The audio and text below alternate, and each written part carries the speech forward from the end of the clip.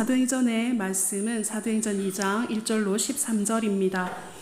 오순절 날이 이미 이름에 그들이 다 같이 한 곳에 모였더니 호련히 하늘로부터 급하고 강한 바람 같은 소리가 있어 그들이 앉은 온 집에 가득하며 마치 불의 혀처럼 갈라지는 것들이 그들에게 보여 각 사람 위에 하나씩 임하여 있더니 그들이 다 성령의 충만함을 받고 성령이 말하게 하심을 따라 다른 언어들로 말하기를 시작하니라.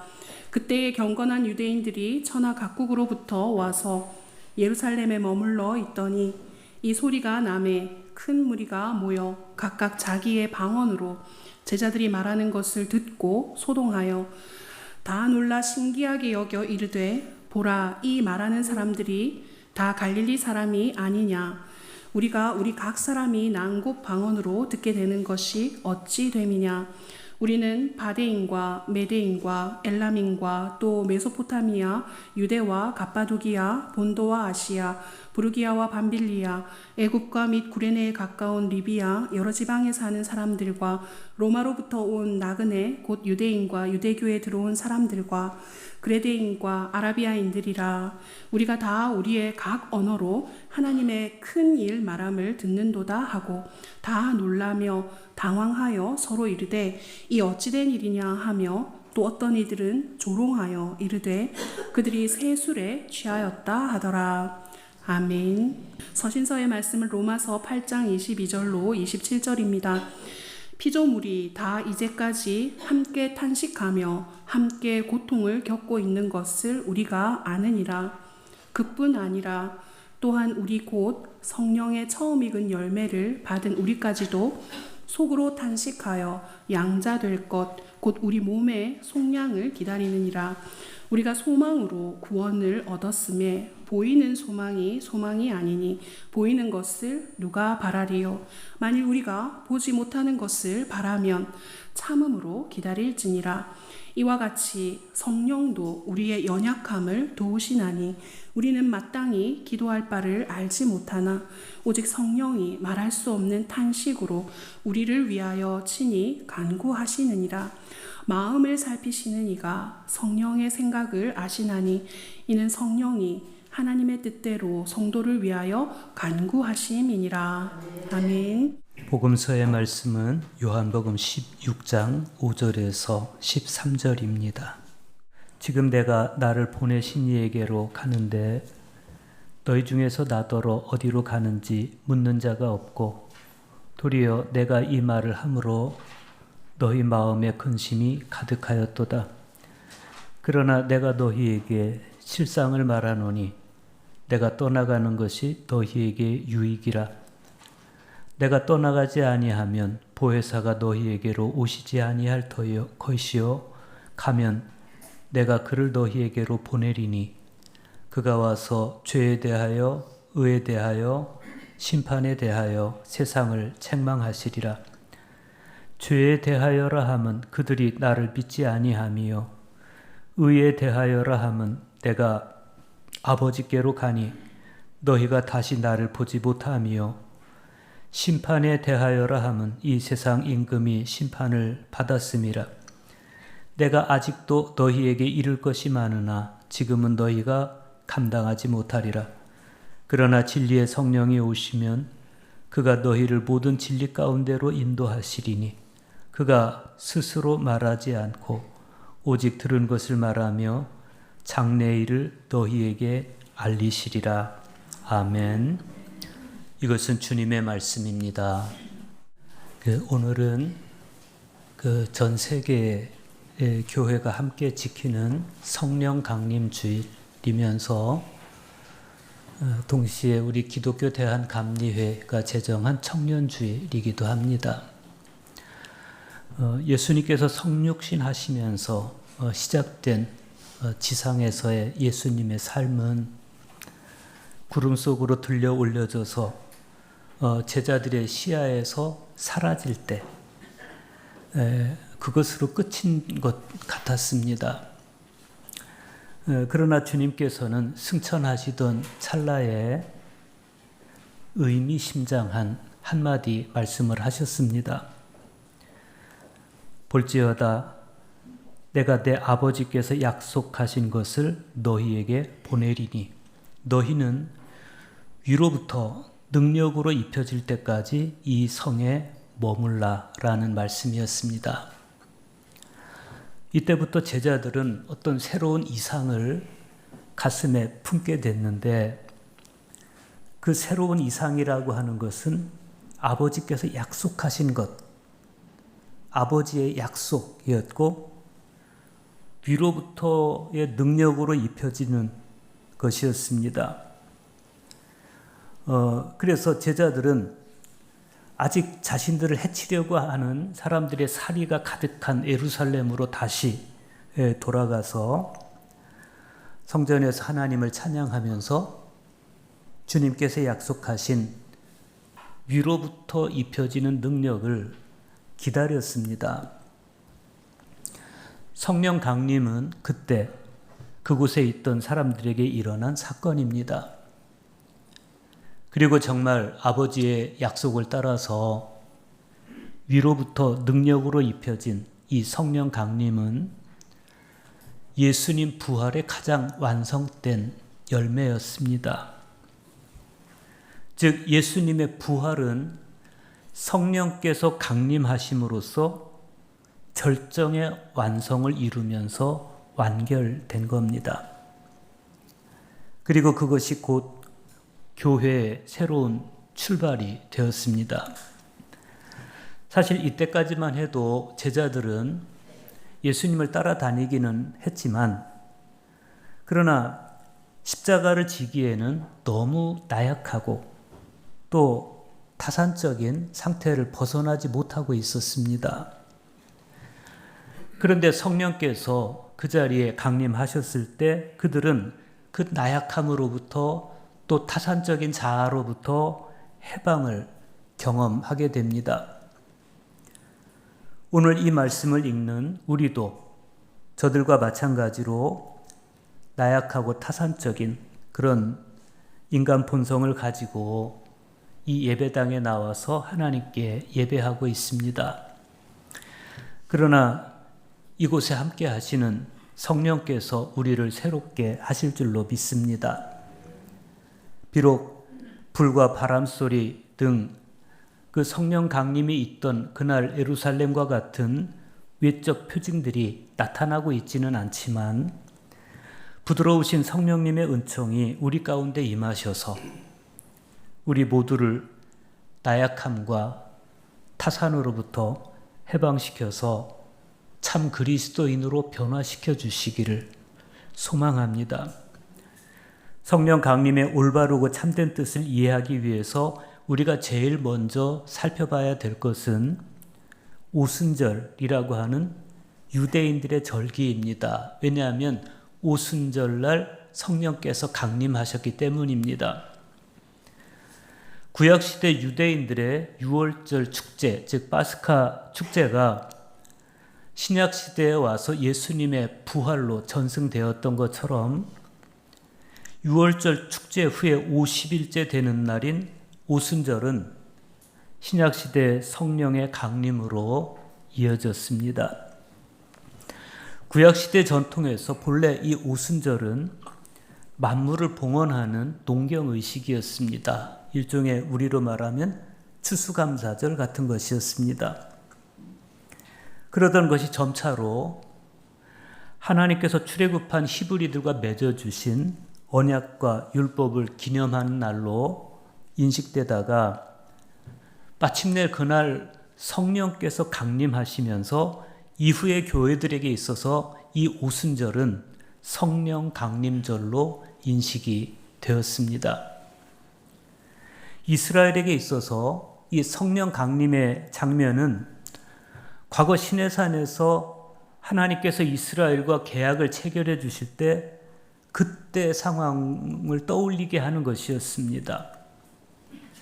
저 옛날 하나님께서 시내산에서 십계명을 주시면서 이스라엘 백성들과 계약, 즉 언약을 맺으시던 장면은 출애굽기 19장 18절에서 묘사되는 바에 의하면 장엄함과 위엄과 경이로 가득 찬 장면이었습니다. 시내산에 연기가 자욱하니 여호와께서 불 가운데서 거기 강림하심이라. 그 연기가 옹기까마 연기같이 떠오르고 온 산이 크게 진동하며 그랬습니다. 이 출애굽 때 있었던 시내산에서 있었던 장엄하고 경이롭던 그 광경이 오순절을 맞이한 예루살렘에서 그대로 재현된 겁니다. 성령 강림을 통해서. 사도행전 2장 1절에서 3절 보십시오. 오순절 날이 이미 이르매 그들이 다 같이 한 곳에 모였더니 호련히 하늘로부터 급하고 강한 바람 같은 소리가 있어 그들이 앉은 온 집에 가득하며 마치 불의 혀처럼 갈라지는 것들이 그들에게 보여 각 사람 위에 하나씩 임하여 있더니 그랬습니다. 누가는 오순절에 일어난 이 성령 강림의 장면을 시내산에서 여호와께서 강림하시던 장면과 오버랩시키고 있습니다.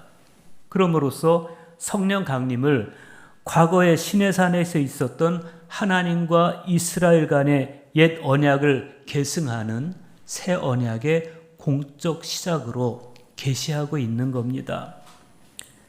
과거 시내산에서 불 가운데서 강림하셔서 돌판에 계명을 새겨서 이스라엘 백성들에게 지키게 하셨던 하나님께서 이제 이 성령 강림을 통해서는 옛 계명을 넘어서 이제는 당신 자신이 아예 사람들 안에 계시는 새 언약으로 발전시키셨다는 겁니다. 이게 작은 사건이 아닙니다. 처음에 하나님께서는 사람들에게 계명을 주셨습니다. 사람들은 이 계명을 지각과 의지로 따르면서 하나님의 사람들이 되어갔습니다. 그런데 사람들이 여전히 나약함과 타산적인 본성을 넘어서지 못하자 이제는 하나님께서 친히 성령으로 사람들 안으로 임재하심으로써 사람들과 내밀하고 진정한 일치를 이루시고 열매 맺는 삶을 살게 하시려는 겁니다. 그래서 초기 그리스도인들은 성령 강림절이 오면 이렇게 하나님을 찬미했습니다. 주는 파스카의 신비를 완결하시려고 우리를 독생 성자와 결합시키시어 당신의 자녀가 되게 하신 후 오늘 성령을 가득히 내려주셨으며 성령은 새로 세워진 교회와 만민에게 천상의 지식을 넣어주시고 서로 다른 언어로 한 신앙을 고백하게 하셨나이다.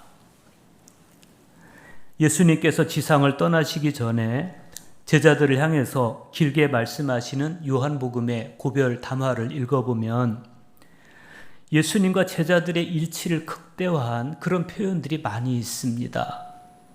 이를테면 나는 포도나무요 너희는 가지라 이런 표현이에요. 여기서 포도나무와 가지는 분리된 존재가 아니라 일치된 존재, 하나인 존재입니다. 또 너희는 내가 명하는 대로 행하면 곧 나의 친구라 이렇게 말씀하세요. 친구 역시도 일치된 관계를 뜻합니다. 그런데 예수님께서 이렇게 당신과 제자들 사이의 일치와 하나됨에 대해서 애써서 강조하시는 근저에는 아버지와 나는 하나이니라, 나와 아버지는 하나이니라 라는 근본적인 전제가 깔려 있어요. 그러니까 그리스도인이란 어떤 존재냐? 성자 예수님과 성부 예수님이 하나인 것처럼 하나인 존재. 그런데 이게 사람들의 이성으로 가능하지가 않으니까 성령께서 강림하셔서 성령 안에서 하나 되게 하신 겁니다. 이 전제를 바탕으로 예수님께서 성령에 대한 독특한 칭호를 말씀하시는데 파라클레토스예요. 이 파라클레토스는 포도나무와 가지가 하나이듯 주님과 제자가 하나가 되려면 보혜사, 즉 파라클레토스에 의해서만 가능하다. 이런 의미가 있습니다. 파라클레토스는 옆에 나란히를 뜻하는 전치사 파라와 부르다를 뜻하는 동사 칼레인이 합쳐진 합성 동사 파라칼레인에서 유래한 단어입니다. 문자적으로 옆에 부르다, 또 곁에서 격려하다 이런 의미를 가진 파라칼레인이 명사로 변형된 것이 파라클레토스예요. 그리고 이 용어 파라클레토스가 법정에서 사용될 때는 피고 측 변호사를 칭하는 그런 단어로 사용이 됐습니다. 그러니까 주님은 당신께서 승천하신 후에도 당신과 아버지가 하나이듯이 포도나무와 가지가 하나이듯이 제자들과도 하나를 이루시겠다. 당신과 제자들이 일치를 이루시겠다. 그걸 원하시는데 어떻게 이게 가능하겠냐는 겁니다. 파라클레토스, 보혜사께서 오셔서 제자들을 격려해 주시고 제자들 안에 계실 때 그것이 가능하다는 것이죠. 실제로 성령 강림 이후로 초기 기독교의 역사는 철저하게 보혜사 성령에 의해서 진행됐습니다. 보혜사 성령은 예수님께서 떠나신 후에 슬픔에 빠져있던 공동체 안에서 분열을 하나됨으로 슬픔을 미래에 대한 확신으로 바꾸어주는 일치와 위로의 영이었습니다. 지난 2000년 기독교 역사도 보혜사 성령에 철저하게 의존되어 있습니다. 후기 유다 전승에 의하면 출애굽 당시에 시내산의 불길 가운데서 울려나온 천둥과도 같았던 여호와의 목소리, 이 목소리가 성령 강림 당시에는 서로 언어가 다른 각 나라의 사람들이 여호와의 말씀을 각자 자기 나라 언어로 알아들을 수 있도록 70개 정도의 언어로 구성이 돼서 표현되었을 것이다. 그렇게 말해요. 그 사실을 오늘 사도행전 말씀에 보면 이렇게 증언합니다. 그들이 다 성령의 충만함을 받고 성령이 말하게 하심을 따라 다른 언어들로 말하기를 시작하니라. 성령이 말하게 하셨다는 이 누가의 증언을 원문에 충실하게 재해석하면 제자들이 크게 말하고 분명하게 말하기 시작했다. 이런 뜻입니다. 그러니까 성령께서 강림하셨을 때 그때 성령의 충만함을 입은 제자들이 한 말은 황홀경에 빠져서 뜻을 알 수 없는 말을 중얼거린 것이 아니라 하나님의 뜻이 담긴 신탁 발언을 했다는 거예요.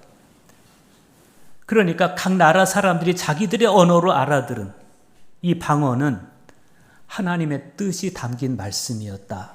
그런 것이죠. 그러면 하나님의 뜻이 담긴 그 말씀을 들은 사람들의 반응이 어떻겠습니까? 사도행전 2장 5절에서 13절 보십시오. 그때 경건한 유대인들이 천하 각국으로부터 와서 예루살렘에 머물러 있더니 이 소리가 남에 큰 무리가 모여 각각 자기의 방언으로 제자들이 말하는 것을 듣고 소동하여 다 놀라 신기하게 여겨 이르되 보라, 이 말하는 사람들이 다 갈릴리 사람이 아니냐? 우리가 우리 각 사람이 난 곳 방언으로 듣게 되는 것이 어찌 됨이냐? 우리는 바데인과 메데인과 엘람인과 또 메소포타미아, 유대와 갑바도기아, 본도와 아시아, 부르기아와 밤빌리아, 애국과 및 구레네에 가까운 리비아 여러 지방에 사는 사람들과 로마로부터 온 나그네 곧 유대인과 유대교에 들어온 사람들과 그레데인과 아라비아인들이라. 우리가 다 우리의 각 언어로 하나님의 큰 일을 말함을 듣는도다 하고 다 놀라며 당황하여 서로 이르되 어찌 된 일이냐 하며 또 어떤 이들은 조롱하여 이르되 그들이 새 술에 취하였다 하더라 그랬습니다. 어떤 사람들은 아니 하나님의 큰 일을 저들이 지금 말하고 있는데 우리가 지금 각 나라의 언어로 알아듣고 있어. 이게 도대체 어떻게 된 일이지? 또 어떤 사람들은 저 사람들이 술에 취해서 지금 하는 소리야. 이렇게 반응을 했다는 겁니다. 예루살렘의 키릴루스는 이때 이 사람들의 반응에 대해서 혼돈이라는 단어로 표현하고 있어요. 그런데 성령에 의해서 이루어진 이 혼돈은 구약시대 바벨탑에서 하나님께서 언어를 분열시킴으로써 인해 벌어졌던 혼돈과는 질적으로 다른 것이었습니다. 바벨탑 사건 때 일어났던 혼돈은 하나님께서 사람들의 언어를 흩어버리는 데 목적이 있었습니다. 왜 그랬습니까? 그들이 교만했기 때문입니다. 그들이 하는 행동이나 의도가 불성냈기 때문입니다. 하지만 성령에 의해서 일어난 이때의 혼돈은 회복과 일치를 위한 혼돈이에요. 인간의 교만으로 갈라진 언어를 성령께서 회복시켜 주시는데, 교회의 겸손함 위에 주어진 언어의 다양성은 은총의 다양한 선물을 경험하게 해줬습니다. 그 중에서 가장 놀랍고 귀한 선물은 하나님의 말씀을 각자 자기 나라의 언어로 알아듣게 됐다는 겁니다. 이 언어의 일치를 우리는 조화라고 그래요. 교회는 언어들이 모여서 조화를 이루는 것입니다. 어떻게 조화를 이룹니까? 하나님의 뜻 안에서 조화를 이루는 겁니다. 바벨론의 언어는 사람들의 마음을 갈라지게 했지만 오순절의 언어는 사람들의 마음을 일치시키십니다. 성서적 언어는 사람을 하나님께로 이끌지만 세속적 언어는 사람을 악마에게로 이끕니다. 겸손한 말은 사람의 마음을 천국으로 이끌지만 교만한 말은 사람들의 마음을 지옥으로 이끕니다. 오늘 성령께서 우리 가운데 임재하셔서 우리의 언어를 오순절의 언어로, 성서적 언어로, 겸손한 언어로 조화를 이루도록, 특히 하나님의 뜻과 조화를 이루도록 바꾸어 주셨으면 좋겠습니다. 성경에 관한 지식을 가지고 있는 것과 성령의 인도함을 받는 것은 다릅니다. 오늘 복음서의 말씀에 보면 예수님께서 답답한 말씀을 하세요. 요한복음 15장 5절과 6절 보십시오. 지금 내가 나를 보내신 이에게로 가는데 너희 중에서 나더러 어디로 가는지 묻는 자가 없고 도리어 내가 이 말을 함으로 너희 마음에 근심이 가득하였도다. 너희 중에서 나더러 어디로 가는지 묻는 자가 없다. 이 주님의 말씀은 어느 면에서 보면 베드로가 요한복음 13장 16절에서 주여 어디로 가십니까? 라고 물었던 것과는 좀 모순적으로 보입니다. 베드로는 주님 어디로 가십니까? 하고 물었어요. 그런데 예수님은 왜 너희 중에서 나더러 어디로 가는지 묻는 자가 없다고 말씀하세요? 이게 어떻게 이해해야 되겠습니까? 내가 어디로 가는지 그 목적지를 묻는 사람이 없다, 이런 뜻이 아니고 내가 아버지께로 가는 것에 대한 참된 의미를 묻는 사람이 없다, 그런 의미입니다. 만약 제자들이 예수님 말씀의 진의를 물었다면 제자들은 그 이후로 근심이 아니라 오히려 더 영적으로 성숙한 반응을 보였을 겁니다. 신약 성경에 의하면 제자들의 영적 체험은 주로 박해 상황과 관련되었습니다. 제자들의 선교는 거부되고 박해받을 것이고 그 박해는 주로 재판을 통해서 이루어졌습니다. 그런데 재판을 통한 박해 상황에 직면할 때마다 파라클레토스, 즉 보혜사 성령께서 제자들의 증언을 돕게 될 것이다, 이런 말씀이에요. 실제로 제자들은 유대 회당으로부터 박해를 받았습니다. 그 박해는 주로 재판을 통해서 이루어졌습니다. 제자들은 그 재판정에 서서 자신들에 대해서 스스로 변호해야 됐고 예수 그리스도에 대해서 변호해야 됐습니다. 그런데 예수님 말씀에 의하면 이렇게 재판정에서 박해를 받을 때마다 보혜사 성령께서, 즉 진리의 성령께서 제자들을 대신해서 제자들에 대해서 또 예수 그리스도에 대해서 변증해 줄 것이다, 변호해 줄 것이다, 이런 뜻입니다. 실제 제자들이 재판정에서 자신들과 또 예수 그리스도에 대해서 변호할 때 그때 파라클레토스, 보혜사 성령께서 제자들이 그 상황을 그 고난받는 상황을 견디도록 격려해 주셨을 뿐만 아니라 예수 그리스도에 대한 변증을 통해서 더 적극적으로 선교가 지속되게 하셨습니다.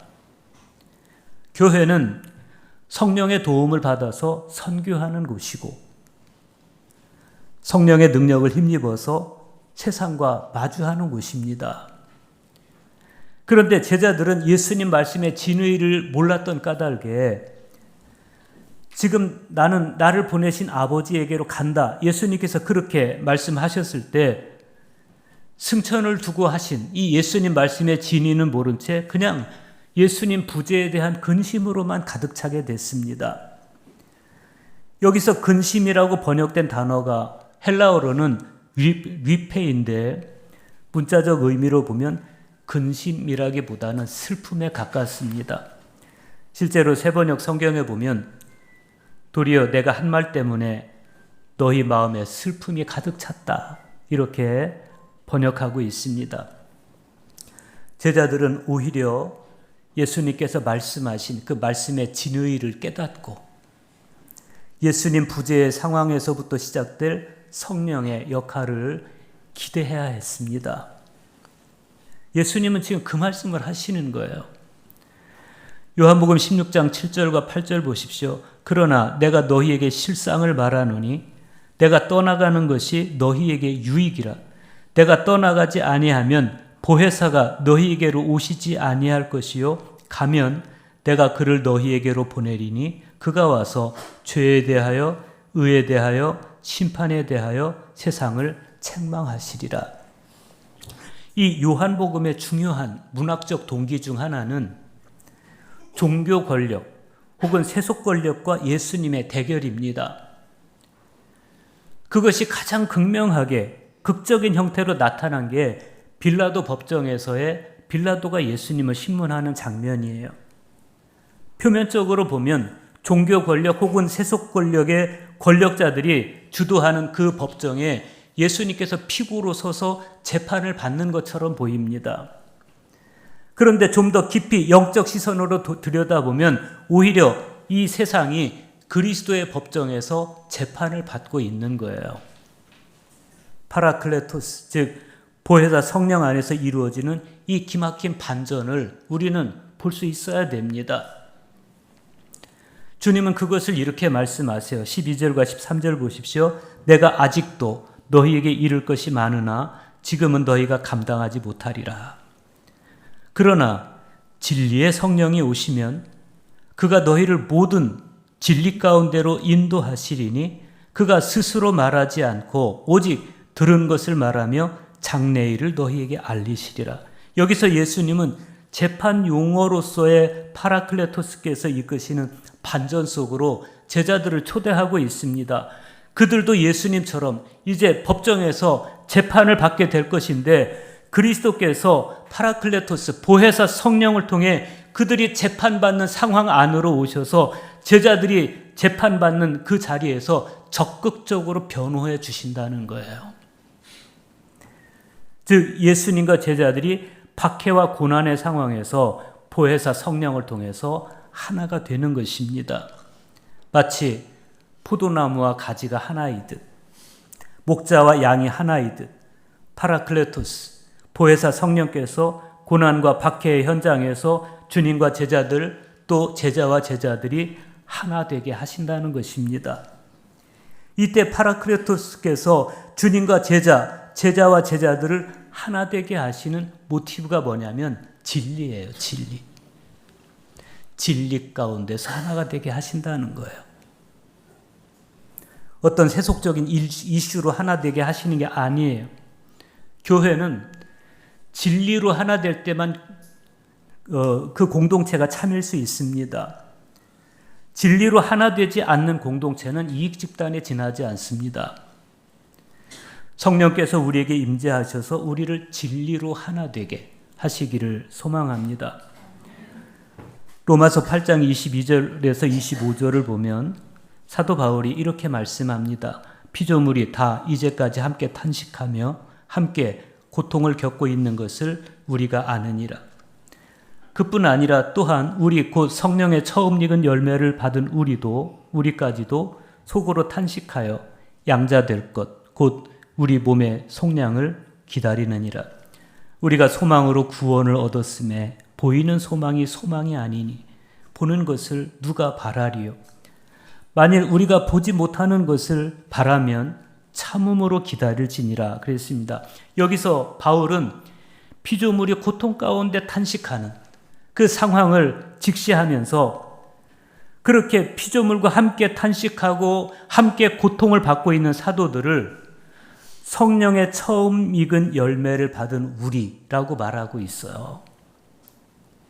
성령의 처음 익은 열매란 그리스도의 부활을 의미하는데 부활하시고 승천하신 예수님께서 다시 오셔서 완성하실 구원을 바라고 소망하는 존재, 그들이 곧 그리스도인이라는 겁니다. 그러면 어떻게 기다립니까? 어떻게 다시 오실 주님을 바라고 기다립니까? 그 기다림의 자세에 대해서 바울은 참음으로 기다릴지니라 이렇게 말해요. 참음으로 기다릴지니라. 이렇게 구원을 바라고 소망하면서 참는 그리스도인들이 그러면 어떤 결과를 맞이할 것이냐? 바울은 확신에 차서 이렇게 고백합니다. 로마서 8장 26절과 27절 보십시오. 이와 같이 성령도 우리의 연약함을 도우시나니 우리는 마땅히 기도할 바를 알지 못하나 오직 성령이 말할 수 없는 탄식으로 우리를 위하여 친히 간구하시느니라. 마음을 살피시는 이가 성령의 생각을 아시나니 이는 성령이 하나님의 뜻대로 성도를 위하여 간구하심이니라. 때때로 우리는 고난과 고통 속에서 무엇을 따라 또 무엇을 위해서 기도해야 할지 모른 채 표류할 때가 있습니다. 이때 파라클레토스께서 보혜사 성령께서 우리 곁에 오셔서 우리의 연약함을 도와서 하나님의 뜻대로 기도하시는데 말할 수 없는 탄식으로 기도해 주시겠다는 겁니다. 성령 강림절은 이 파라클레토스께서 우리 존재 안으로 들어오신 날입니다. 그분은 역동적인 모습으로 초월적 에너지로 오셨고 지금도 우리 안에서 역동하시는 하나님의 성령이십니다. 숨결이십니다. 이 파라클레토스를 통해서 이루어지는 사랑은 바로 아버지와 아들의 하염없는 사랑입니다. 동부이신 성부 하나님과 포도나무이신 성자 예수님의 사랑이 파라클레토스, 보혜사 성령의 일하심을 통해서 우리 안에, 우리 공동체 안에, 우리 존재 안에 완성되는 것입니다. 그리고 그 중심에는 진리가 있어요. 진리. 그래서 그분은 진리의 영이시라는 겁니다. 이 파라클레토스, 즉 보혜사 성령께서 우리 곁에서 위로와 격려를 주시고 분열을 하나됨으로 슬픔을 미래의 확신으로 바꿔주시고 그리스도 안에서 하나 되게 하시는데 무엇보다도 진리로 하나 되게 하시는 그 은혜가 늘 우리 가운데 함께 하시기를 간절히 축복합니다.